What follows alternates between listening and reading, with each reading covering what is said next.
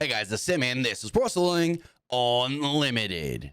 So earlier today, WWE did announce the new WWE ID program, where they will be partnering with different wrestling schools to, I guess you could say, develop talent for WWE. They also stated that they will tag certain indie wrestlers with WWE ID tags and pay them and treat them like NIL wrestlers or NIL college athletes while they're on the independent wrestling scene. And Mike Johnson of PWU Insider has a little more information on this new program WWE is implementing, stating the following. WWE announced the official launch of their WWE ID program today, which will put the company's official stamp on a number of accredited professional wrestling schools, with the idea that these schools will be part of a path for talent to eventually make it to WWE contracted deals. PWInsider.com is told that this has been something the company has been working on developing for years off and on. We are also told that former ROH and Evolve booker Gabe Sapolsky, who now works for WWE, will be part of those overseeing the ID program. In recent years, he's done a lot of scouting at different schools and independent events. The idea here is that by having the official relationship with these locations, WWE can point potential recruits to places they can train and learn, quote, the right way, as soon as they seek to get into the business. A place to prepare for eventual WWE tryouts, or a place to be hired from to be brought to the Performance Center via a developmental deal.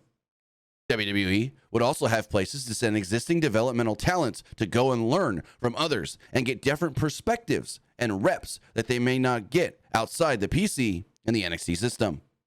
The idea would also be to have WWE reps visit the schools to help uplift what they are doing, to bring them advice and partnerships in terms of improving everything across the board so they can be in alignment with what WWE is seeking in potential talents. If the PC is, quote, the finishing school, the idea is to have WWE ID accredited schools be places where beginners can go and where independent talent who have potential could be pointed to train for continued improvement. We are told a big part of this is making sure that they are continuously enriching and preparing for the future as a different stream beyond just scouting indie talents and the WWE NIL program.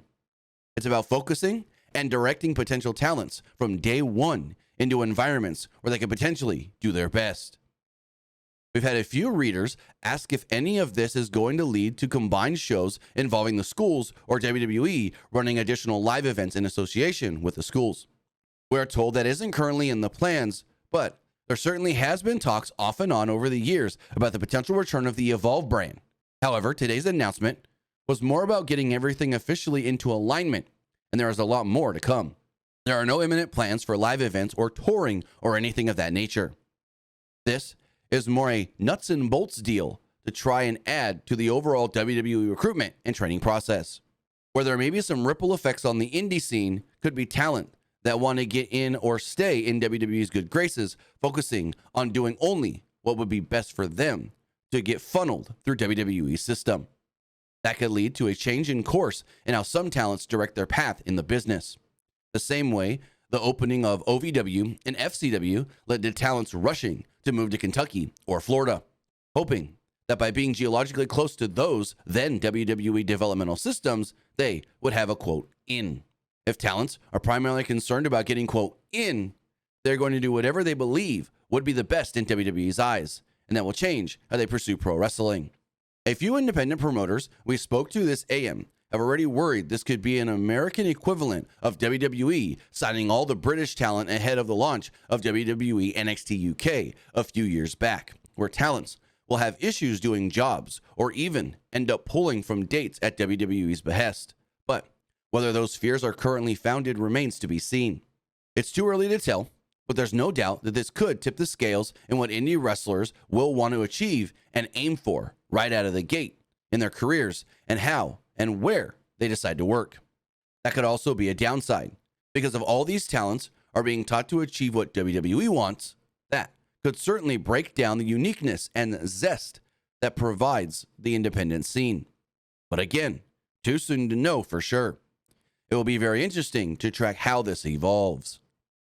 So as of right now, it seems like there's still more questions than answers as far as how this is going to flesh out going forward and what the eventual plans will be with all these different schools and how they're training wrestlers. The big question here is, are these schools going to have to, I guess you could say, change their models and how they train different wrestlers and how they train certain people as far as like, okay, you've been training them one way, but now WWE is going to come in and say, we want them trained like this, for this, for this. We've heard a lot of times like, oh, I went and trained at this school and I learned this, da-da-da-da-da. But then when I went to WWE, they told me I learned nothing, I knew nothing, and I had to basically start over. So that's the one big question I'm going to have here is, are these schools going to be changing how they train? Is Booker T's Reality of Wrestling not going to produce a Roxanne Perez and now maybe produce more of a Lola Vice or a Jada Parker? I use that as an example because when Roxanne Perez came into WWE and started in NXT, you can just see she was leaps and bounds better than just about all the other women in the company and in NXT at the time because A, the way she was trained at Booker T's Reality of Wrestling and the experience she garnered on the independent scene.